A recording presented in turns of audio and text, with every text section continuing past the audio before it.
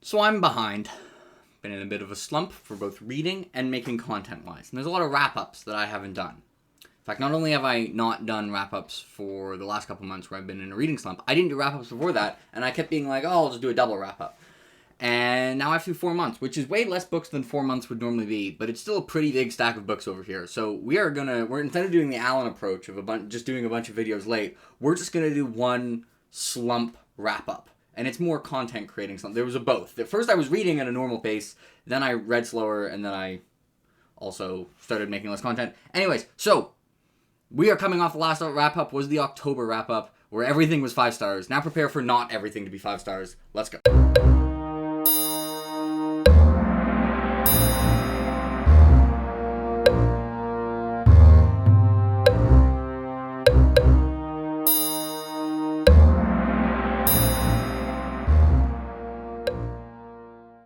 So I'm going to go mostly chronological here, but actually I'm going to probably fail because I just have the books in a stack. And normally I stack them like in reverse order so I can just keep taking off the top books. This was too many books, so I can't do that. So we're going to grab them in more or less random order, and it's just all the books I've read in November, December, January, and up until February 28th.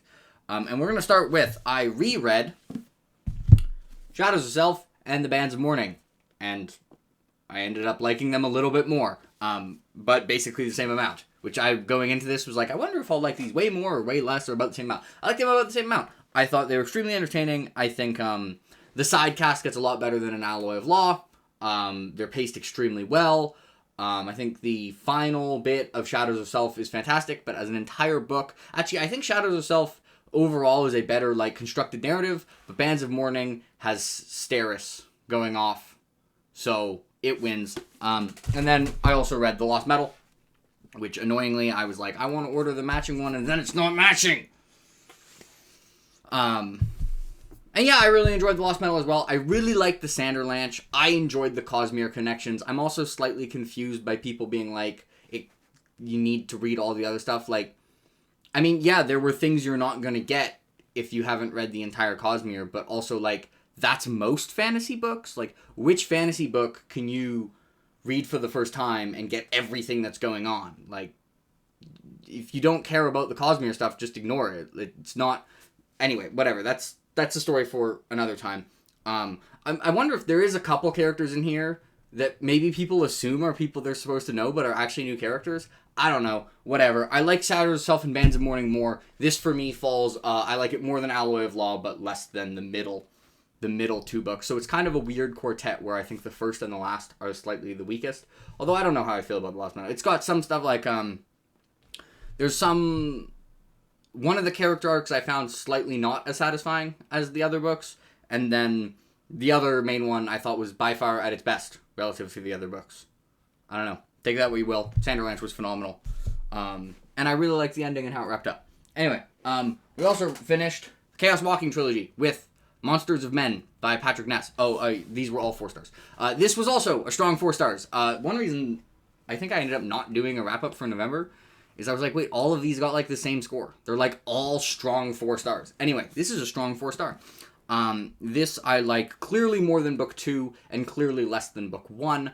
I do have, I believe, a review for this trilogy, if you want more thoughts on it.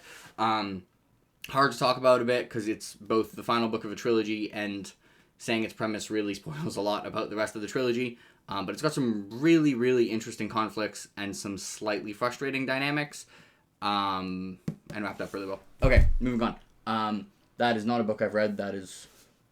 Why do I have Neverwhere here? I've never read Neverwhere. Anyway, we read Veiled Throne and Speaking Moans, the second half of the Dandelion Dynasty.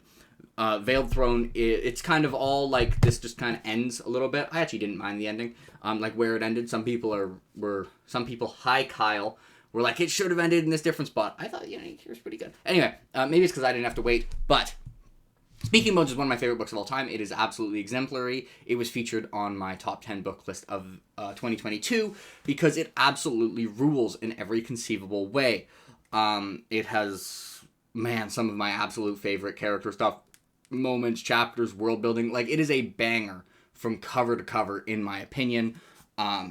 it's tremendous. The entire cast, like, it's got a large cast of characters, and I thought all of them were exemplary.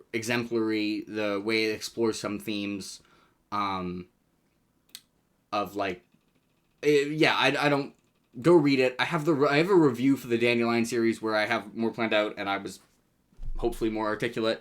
But yes, Speaking Bones and Veiled Throne, I also really, really liked. The first half was incredible, and then I still really liked the back half. I had like a couple nitpicks. There was a character that introduced who I just don't find compelling, who's also in Speaking Bones, but emerges in Veiled Throne. And there was a cooking competition that shouldn't have worked, but did. More rereads. I reread A Song for Our Bone, and A Song for Our Bone rules. I have a review for A Song for Our Bone. I stand by what I said, except I like the ending even more this time, and I probably like the start slightly less, which balances out to I liked it the same amount. But yeah, I think this is one of the more standard narratives for a Guy Gavriel Kay book, but I think he does it standard. Yeah, Song for Our Bone rules, Guy Gavriel Kay's writing rules, and this was for the University Book Club, and they mostly enjoyed it quite a lot, so go team, let's go. Speaking of University Book Clubs, the next book we did was A Master of Jinn, which they liked less than A Song for a Bone, which means I win. But A Master of Jinn was a really fun novel. I'm probably not going to think about it again, but it was like I really like the setting. I think the setting of an urban fantasy where it's not like a hidden supernatural element. It's like there was no supernatural stuff, and then supernatural stuff came into being relatively recently and is now widely accepted. It was a really, really interesting idea. And then I thought the characters were very likable, and it was well plotted and a fun mystery. Yeah, I'll probably never think of it again. 4 stars. What else did we do? We started The Expanse. I read Leviathan Wakes, which was extremely solid. I really liked the setting, and the vision of the future. I think, stuff escalates in this book. I will say, like, a lot happens, and things go wrong a lot. I think the protagonist for this might have the most things go wrong for them. And I just thought it was an extremely solid book with some really interesting ideas. Another 4 stars. Didn't ever approach being 3. Didn't ever approach being 5. What else do we got? I reread Cold Days, because I was in a slump, and so I did Dresden, and Cold Days is so good. Alright, you all know my thoughts for Dresden. It's so good. I can't talk. It's like book 14 of a series, but it's so good. Okay. I know this much is true. I read it because it's like my mom's favorite book, and it was really fantastic. Character work was phenomenal. This is a story of hello cat. This is a book about a twin whose identical twin became a paranoid schizophrenic, and generally their life, it hops all around, like, in terms of flashbacks, and it's not linear at all. But it was pretty easy to follow. Really well done supporting cast of characters. Really phenomenal character development. And it technically has a mighty supernatural element, which means this is a fantasy novel, folks. It doesn't want to call itself a fantasy novel, because it's not a fantasy novel for, like, of its 900 pages, it's not fantasy for 898 of them. But you know what? You only have to be a fantasy novel for 1 page to be a fantasy novel. Could it have been a metaphor? Maybe. Am I saying it wasn't? Absolutely. Great fantasy standalone. I know this much is true. The non-fantasy authors can't help it. They put in a little fantasy, because the fantasy makes it better. And you know what? It made this novel better. Okay. Wonderful fantasy novel. Alright. I also read A Shadow in Summer. Guess what? Another strong 4 stars. It's a weird streak of strong 4 stars, except for rereads and Speaking Bones. Shadow in Summer was really good. The plotting was better than I expected. I thought, I was expecting, like, all set up, but, like, mind-blowingly good characters. Thought the character work was very good. I didn't think the character work was mind-blowingly good yet, but I actually thought, like, some interesting stuff happened, and the setting was cool. I think, like, sometimes it ran into its problem where it has, like, this thing where people will, like, take a position to, like, communicate emotions, and the problem is I can't picture any of this, because it would be extremely stupid if the person were to, like, be like, and then they took the posture that represents this and described it, because, like, there's so many, but also, like, I then can't picture anything, but that's a minor thing, and I don't really think there's anything the author could have done about it, but I guess I can just imagine it however I want.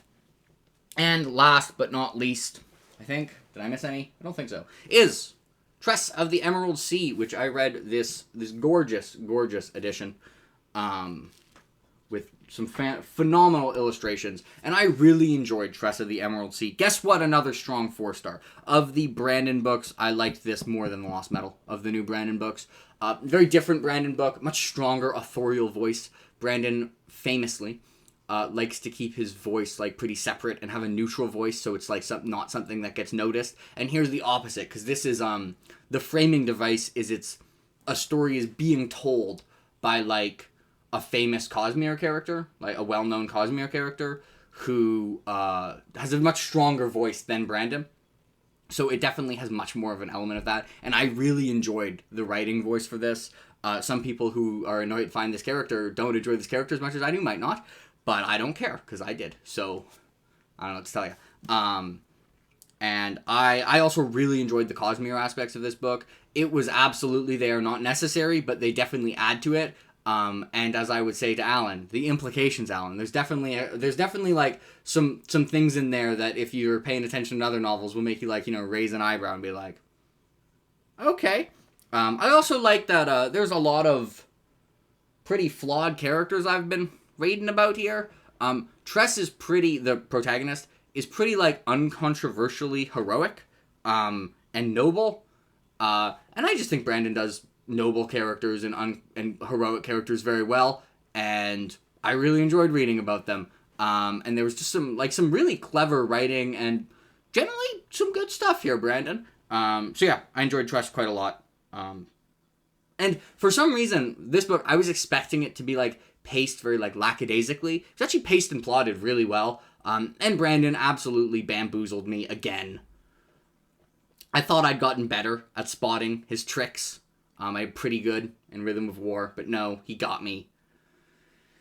I've read like 20 books from his, and I've read a lot of them 6 times, and he still tricks me every bloody time, but I was happy to be tricked. And that, I believe, is everything. I'm about halfway through Augustus by John Williams, which is excellent, but probably finish tomorrow, so it'll be in the March wrap-up, or if I forget to do a March wrap-up, in the Slump wrap-up part 2. But this gets me kind of caught up, so if any of you were curious, hey, what did Jake think of that book? Now, they were like all 4 stars. There were some weaker 4 stars, like Master of Jin. Maybe Leviathan Wakes now was a solid like 8. It was really a uniform, I don't know, like I'm starting to get paranoid, where I'm like, why are all these scores the same? Am I just giving every book the same score now? But then I look at all the books individually, and I'm like, no, that's a 4 star. Nope, that's a 4 star. Nope, that's a 4 star. And then Speaking Bugs, I'm like, that is not a 4 star. That is like a, if I did over 5 stars, which I don't believe in. I don't give scores higher than 10 out of 10. I don't give scores higher than 5 out of 5. But if I were to, I would have for Speaking Bugs. And then the rereads. I guess I know this much to be true was also 5. Anyways, I guess I didn't read any books that were bad for this stretch, which is nice. I like it when I don't read bad books. Go team not reading bad books. If you did read any bad books, sorry. Hope you read a good one next. Let me know what you read in the last few months and if you've read any of these and if I'm crazy or if you agree with me. I will try and make more videos again. Also, I had 2,000 subscribers, and actually my subscribers went up more when I stopped making videos. Huh. Well, that's confusing. Anyway, have a nice day, everyone.